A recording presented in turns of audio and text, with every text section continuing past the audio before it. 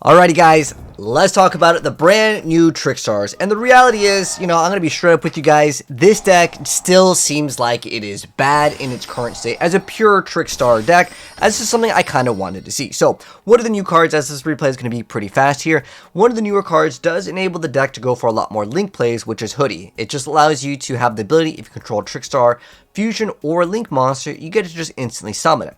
Now, this card over here, on top of that, makes it so if it's sent to the graveyard, you get to add one Trickstar Fusion or one Trickstar Diffusion from your deck to your hand. So it has basically the ability to summon itself and give you another card. Pretty solid. And then there is another newer card, which is the Cole Chica, which makes it so it's just a one card link, so you can just go right into Hoodie instantly for a free extra link summon. But what this card does is when a monster is destroyed by battle involving a Trickstar monster, while it's in your graveyard, you get to banish this card, then target one of those destroyed monsters and inflict damage to your opponent equal to its attack. So what this deck would allow you to do is basically once your opponent makes a play, you can kind of disrupt it by maybe changing its attack, but at the end of the day, this deck still suffers from what I would say modern Yu-Gi-Oh, which is like it doesn't negate 50 different times in like one turn. It basically has 2-ish disruptions, and that's simply not enough. Then that's what you can do with, again, the pure Trickstar archetype. So let's go ahead and watch the continued play over here. So he's going to be able to search out another card. So we have the Trickstar Fusion. This is one of the other bonus newer cards for the Trickstar archetype. So let's let you fusion summon one of the new fusions over here from using monsters from your hand or fearless material. Then you can also banish it to add it back to your hand. We can't normal summon or set the turn you use that effect anyways. So that is like kind of a downside, but it doesn't really matter at the end of the day. There is also another fusion monster, Dramatis, over here. So it requires 2 Trickstars, easy to summon, and then your Trickstar Link monsters that this card points to gains 1,000 attack. But gaining attack isn't really that big of a deal in the archetype. And then once per turn, if this card is fusion summoned, you get to add another Trickstar card from your deck to your hand. I mean, we have so many things that search out. We have Candina that searches out any Trickstar card. We have this that searches out another card. And on top of that, the new Hoodie also lets you add a Trickstar Fusion. So you'd think that the deck is pretty solid, right? It adds a lot of like what I would consider just mediocre card effects. So now we have Festival. Another 2 tokens are placed up on the board. It doesn't really matter that it says you can only go for Trickstars because it's a pure Trickstar deck. And the point of the new Trickstar support is supposed to be just pure Trickstars, right? So you're going to get double tokens over here, and then you can actually use them. And having another card in the graveyard is totally fine. So that's why that's utilized for the materials here. But this one lets you add a Blue Tears, which is actually one of their newer cards here. And it makes it so if you have a fusion monster on your side of the field or graveyard, you target a Trickstar monster in your graveyard and you get to re-summon it. And if any effect damage is inflicted, you get to target one face-up card in the field and destroy it. Now, unfortunately, that's a once per turn. If that could infinitely activate, then the archetype would actually be good. But this is another newer card. So basically, this is one like disruption / negation over here, right? Because it lets you target a face-up card in the field and pop it. And on top of that, you get to add back another card, and then you're going to be able to add Maiden of Blue Tears. So this makes it so if your opponent would special summon monsters and you control a Link monster, you get to target one of those summoned monsters and destroy it, and then burn your opponent equal to half of its original attack. And Trickstars are basically a cheesy burn archetype. And when they first came out, I know a lot of people tried it, and they were just super lackluster. And with the newer support, I'm going to keep it real, it's still lackluster. But it has another bonus effect. If any effect damage is inflicted while it's in your graveyard, you banish it, and then you're able to target another normal spell in your grave or in banishment, and you get to set it. Now, that card cannot be activated this turn, but this card is generic. It doesn't have to be utilized with Trickstars, but it does let you just search off of it, so it's kind of nice for that. But I was thinking, okay, well, now we have 2 disruptions, right? We have this card, and we have this card, and pretty much any time that they would add any cards, and now we have the Devardius. So this makes it so you can only control one of them, but if it's special summoned, you can inflict 200 damage. Just like, again, these are like tickling damage. Then if your opponent normals or specials, you can inflict 200 damage. So you can start burning your opponent, a little bit faster. Watch what happens in this duel. So remember, every time they take burn damage, it's basically like Dark Room. So then on top of that, we have Reincarnation, so that's going to reset the hand, which could be good or bad.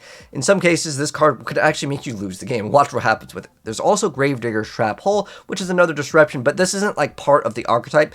So what can you do with the brand new archetype? Okay, so you have this for burn. You have this that can actually do, if an effect damage is inflicted, you get to pop something. Okay, so this and this, they work really well. So the new play, I would say, on consistency, again, using just the Trickstar as a pure archetype, you get Noble Angel, you get something else that makes it so you get some sort of burn, and then this applies more burn. And on top of that, the opponent is playing another deck that would burn themselves. Oh, your shouts to Fran.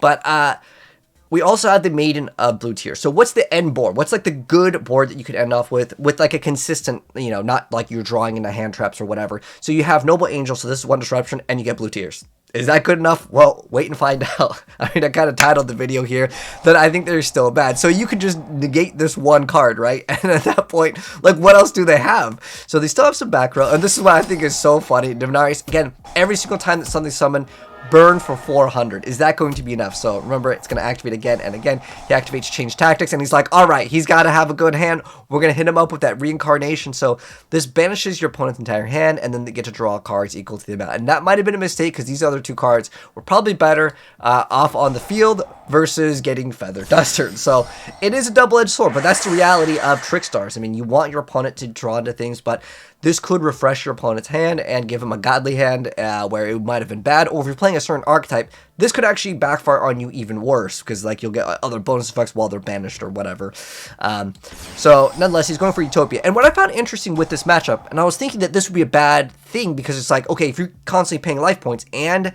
Divinarius or Divardius, whatever, is going to burn them for 200 every single time. If you're paying basically 200 and then losing another 500, that's 700 every single time you're going for a summon. Is that going to make it GG? And they're also placing the card back, because that's part of the new archetype where you banish it to go back for the fusion, right? So it goes for Utopia, and like what I find even more funny with this is like the Utopia stuff has that ability to, you know, obviously give some sort of bonuses to whatever card is being made, depending on like, you know, what is attached to it. You know, there might be some bonuses here. There's also the equips. And I was like, okay, who is going to be taking the L here? Because like you're going to constantly pay. And one of the newer cards, this is another newer card over here, where if effect damage is inflicted, you get to move something and make it 0. Obviously, the Utopia player can just keep on slapping things on top and again, because that happens at that one time if an effect damage is inflicted. So at some point, the Utopia player is just going to keep on slapping more cards and then just go for the attack if they don't activate these effects. So I don't really think it's this player being bad in this situation, because at first I was thinking, okay, they should just wait until, you know, he goes to battle phase. But it's not as a effect where you get to activate it at any point. It has to be if an effect damage is inflicted. So this is why I feel like the new stuff is bad, okay? So I'm trying to explain here, because I was trying to break it down. I'm like, is this deck really that bad? Again, he's going to go ahead and say no to that effect. Doesn't really matter at this point anyways. He's going to activate those bonus effects over here, going to equip it so it gains an insane amount of attack, and he's going to go ahead and use the Coral Bane to actually boost up the stats over there. So again, that's boosted up. He's going to take some damage.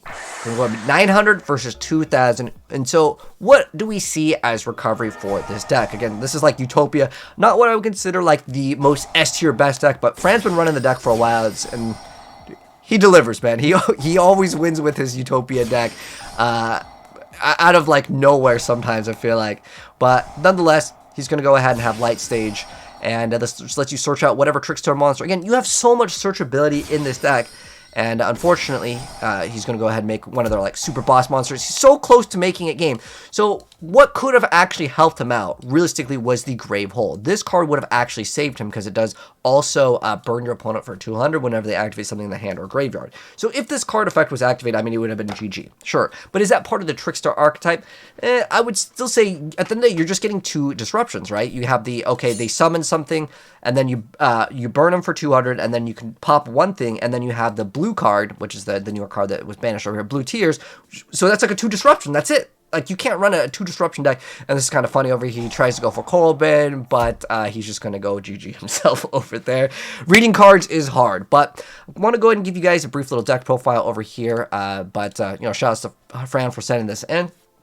Give him a follow too. But I really wanted to focus in on the Trickstar player here. So shout out to the Trickstar player for at least trying the deck. But I would still say at the end of the day, this deck still is bad. Again, as a pure Trickstar deck, Again, you could have used Grave Hole, and that would have been okay. Is it his fault for using Reincarnation? Not really. I mean, you're going to probably play it in the Trickstar deck because your whole goal is to recycle through your opponent. And we did make the newer cards here, and it still doesn't seem like the deck can perform quite well on its own.